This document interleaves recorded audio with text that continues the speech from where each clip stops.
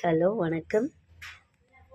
5 நிமிடத்தில் சுவையான சட்னி செய்வது எப்படி? வாங்க பார்க்கலாம். தேவையான பொருட்கள்: கடுகு, உளுந்தம்பருப்பு, வடைக்கு போடுற கடலைப்பருப்பு, தேங்காய் ஒரு 4 பல், தக்காளி 1, சின்ன வெங்காயம் சிறிதளவு, பூண்டு, கருவேப்பிலை, மல்லித்தழை. வாங்க எப்படி செய்கிறதுன்னு பார்க்கலாம். அடுப்பு ஆன் பண்ணியாச்சு. இப்போ நம்ம என்ன பண்ண போகிறோன்னா, கடுகு, எண்ணெய் ஊற்றினதுக்கப்புறம் கடுகு, உளுந்தம்பருப்பு,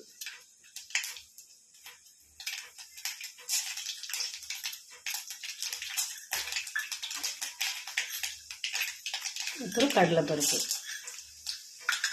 எல்லாத்தையும் போட்டு வணக்கிட்டு, அடுத்து காஞ்ச மிளகாய்,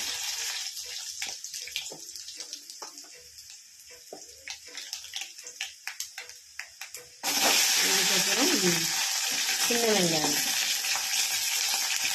வணக்கிடலாம்.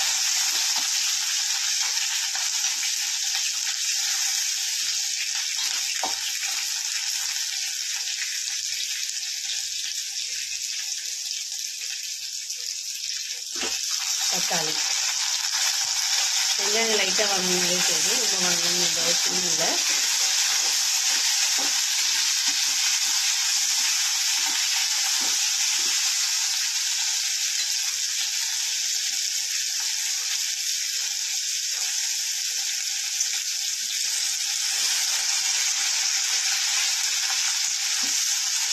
இப்போ நம்ம கருவேப்பிலை, பூண்டு, இஞ்சி ஒரு துண்டு எல்லாத்தையும் போட்டு வணக்க வேண்டியது.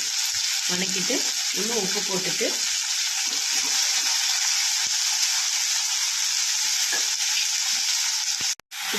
வணக்கிட்டு இருக்கோம்.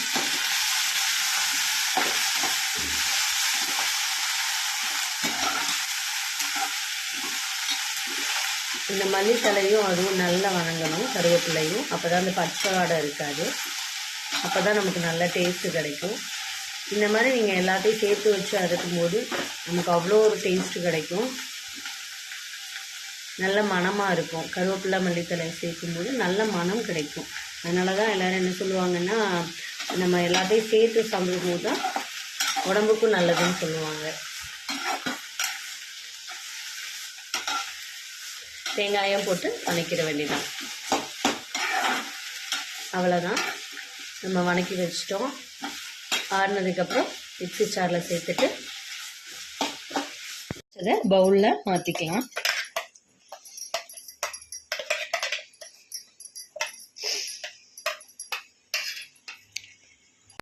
இப்போ இதுக்கு நம்ம தாளிப்பு கொடுத்துடலாம். தாளிக்கிறதும் தாளிக்காதும் உங்களோட இஷ்டம் தான். ஆல்ரெடி தாளிச்சதுனால வேண்டியதில்லை, பட் எங்களுக்கு தாளிச்சாதான் பிடிக்கும், அதனால் நாங்கள் தாளிச்சுக்கிறோம். அதுக்கு ஒரு ஸ்பூன் எண்ணெய் ஊற்றிட்டு கடுகு, உளுந்தம்பருப்பு,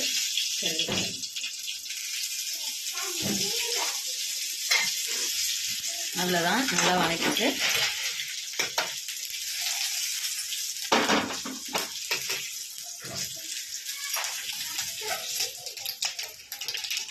நல்லா வணங்கினதுக்கப்புறம் நல்லா இதை அப்படியே எடுத்து நம்ம சட்னியில் போட்டுடலாம். அவ்வளோதான், சுவையான சட்னி ரெடி ஆயிடுச்சு. இது ஆக்சுவலாக ரொம்ப ஹெல்தி. நீங்கள் ட்ரை பண்ணி பாருங்கள், எப்படி இருக்குன்னு ட்ரை பண்ணி பார்த்துட்டு கமெண்டில் சொல்லுங்கள். எல்லாம் தயாராக இருக்குது, வாங்க சாப்பிட்லாம்.